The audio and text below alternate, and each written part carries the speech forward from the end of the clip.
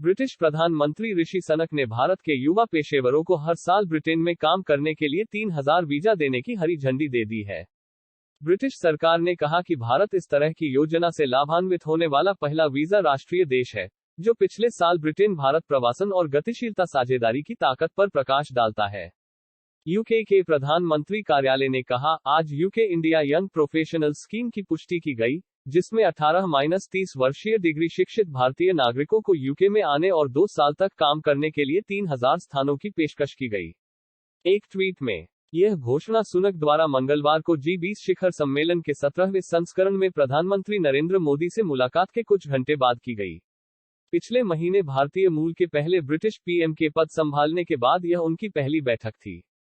PM Modi के कार्यालय ने एक ट्वीट में कहा, बाली में G20 शिखर सम्मेलन के पहले दिन प्रधानमंत्री नरेंद्र मोदी और ऋषि सुनाक बातचीत करते हुए 10 डाउनिंग स्ट्रीट ने एक बयान में कहा, योजना का शुभारंभ भारत के साथ हमारे द्विपक्षीय संबंधों और भारत प्रशांत क्षेत्र के साथ मजबूत संबंध बनाने के लिए ब्रिटेन की व्यापक प्रतिबद्धता दोनों के लिए एक महत्वपूर्ण क्षण है। इसमें कहा गया है कि भारत प्रशांत क्षेत्र के लगभग किसी भी देश की तुलना में ब्रिटेन के भारत के साथ अधिक संबंध है।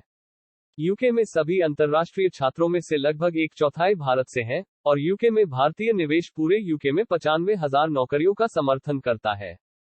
यूके वर्तमान में भारत के साथ एक व्यापार समझौते पर बातचीत कर रहा है। अगर सहमत हो जाता है तो यह भारत द्वारा किसी यूरोपीय देश के साथ किया गया अपनी तरह का पहला सौदा होगा।